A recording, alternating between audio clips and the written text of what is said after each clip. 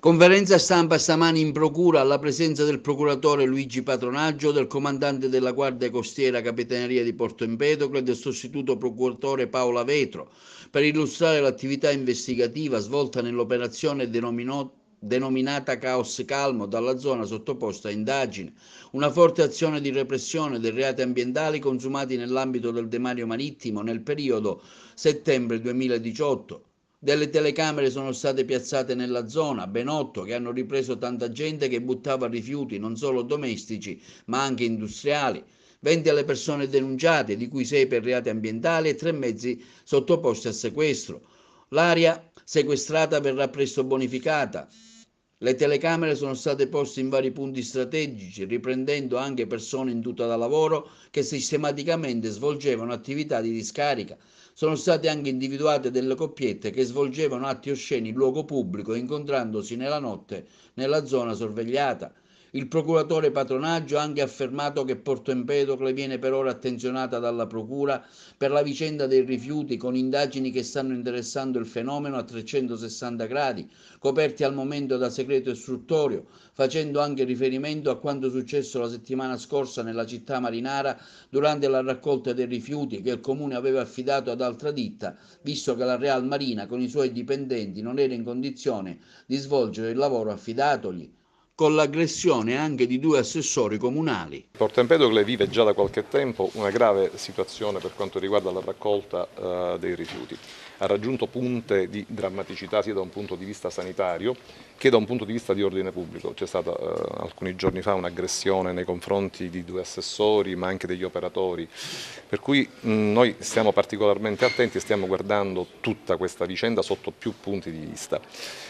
Sicuramente dobbiamo intervenire a supporto della cittadinanza, nello stesso interesse della cittadinanza. L'operazione di oggi è uno spicchietto, è una porzione limitata, ma è comunque indicativa di quello che succede a Porto Empedocle. Su questa operazione di oggi ho detto ampiamente. Sulle altre inchieste non posso dire nulla, c'è un segreto investigativo, ma sicuramente non tralasceremo nessun aspetto della vicenda, da quello che riguarda possibili reati nei confronti della pubblica amministrazione, quello che può riguardare eventuali turbative d'asta, quello che può riguardare reati contro l'ordine pubblico. Non tralasceremo nulla di questa vicenda perché Porto Empedocle va seguito.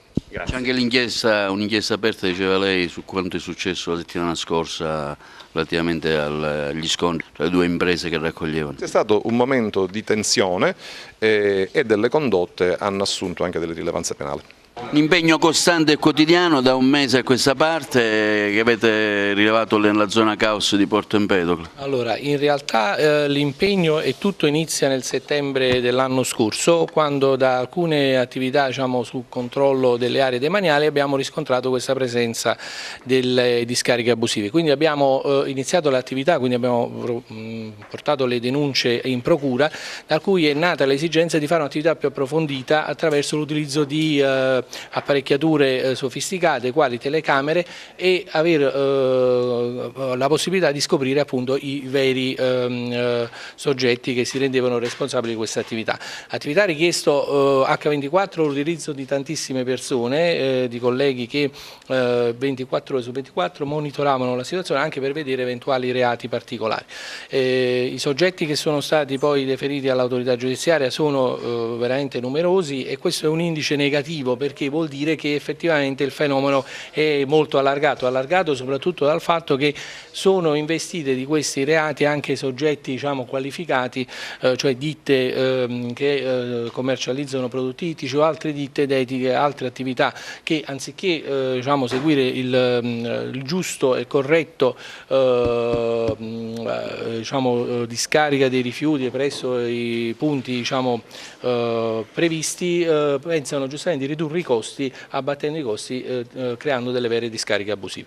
Qualche numero in particolare sulle denunce, reati penali? Allora, abbiamo praticamente deferito all'autorità giudiziaria, quindi avvisi di garanzia per 6 soggetti, sono stati sequestrati 3 furgoni isotermici, ovvero di furgoni che venivano utilizzati per la commercializzazione di prodotti ittici. Abbiamo sottoposto a sequestro l'intera area di 16.000 metri quadri che si era diventata diventata una vera e propria discarica abusiva. Inoltre sono stati deferiti, saranno soggetti a multe verbali oltre 40 persone. C'è anche chi è stato indagato per atti osceni in luogo pubblico, no? C'è una minima parte, perché questo è un indice ulteriormente negativo dell'area di degrado che è diventata appunto quest'area caos, dove praticamente purtroppo alcuni soggetti andavano per commettere atti osceni in luogo pubblico.